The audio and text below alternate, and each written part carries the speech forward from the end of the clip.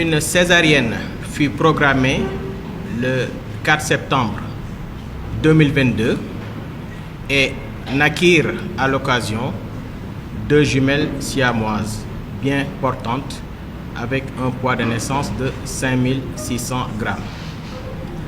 Les 2 jumelles furent hospitalisées au service de néonatologie de l'hôpital Dalal Jamm pendant 45 jours pour une infection néonatale qui a été bien prise en charge par le docteur Daouda Ndour, qui est le pédiatre de l'hôpital Dalal Jamm.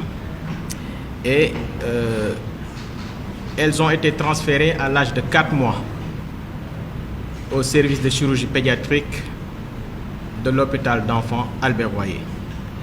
Et naturellement, à leur admission, elles ont bénéficié d'un examen clinique et paraclinique avec une série de radiographies, scanners et autres qui ont permis ces examens de voir que les 2 jumelles siamoises étaient accolées.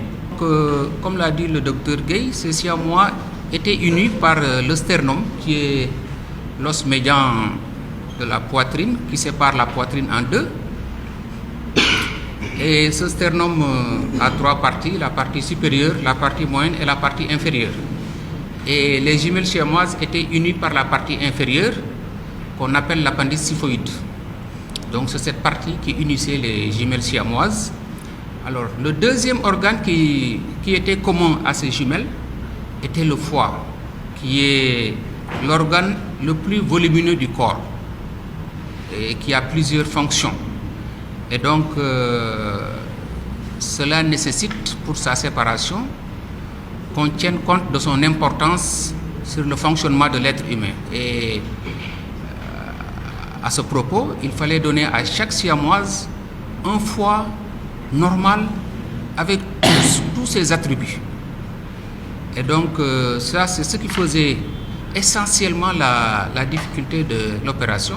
C'est pas tant la fusion entre les 2 sternums, mais c'est surtout la fusion entre les 2 foies qui constituait la difficulté principale. Alors, à ce niveau, ce qui nous a surtout aidé, c'est qu'entre les 2 foies, il y avait une zone de démarcation, c'est-à-dire une zone de séparation. Et c'est cette zone qui nous permettait de dire qu'il fallait passer par là. C'est tout à fait différent de la séparation des siamoises de 2018 où il n'y avait aucune zone de séparation entre les 2 foies. Donc c'était beaucoup plus difficile. Heureusement, cette fois-ci, il y avait cette zone de démarcation. Donc on est passé au niveau de cette zone de démarcation en séparant le foie, un organe qui saigne beaucoup, et qu'on s'est aidé d'un matériel. Et ce matériel permet en 1 à 2 minutes d'arrêter le saignement du foie. Donc actuellement, disons que sur le plan général, à J5, post-opératoire, aujourd'hui, que les jumelles se portent bien, elles s'épanouissent en tout cas pour le moment, elles intègrent en tout cas le fait d'être séparées, le fait d'être autonomes progressivement par rapport à l'âge, évidemment, à la compréhension par rapport à l'âge. Elles jouent chacune de son côté, elles s'alimentent. Il n'y a pas localement, sur le plan chirurgical en tout cas, de complications graves. Un autre bilan sanguin est fait ce matin et les résultats seront disponibles tout à l'heure en fin de matinée. Nous permettra de confirmer que sur le plan biologique, tout va comme on veut. À travers cette prouesse médicale réalisée par notre personnel médical, chirurgical et paramédical hautement qualifié et très engagé au travail, je saisis l'occasion pour leur adresser tous nos remerciements pour avoir donné le sourire aux parents et l'espoir aux nourrissons siamoises qui, sans l'opération réussie, étaient condamnés à vivre difficilement le handicap.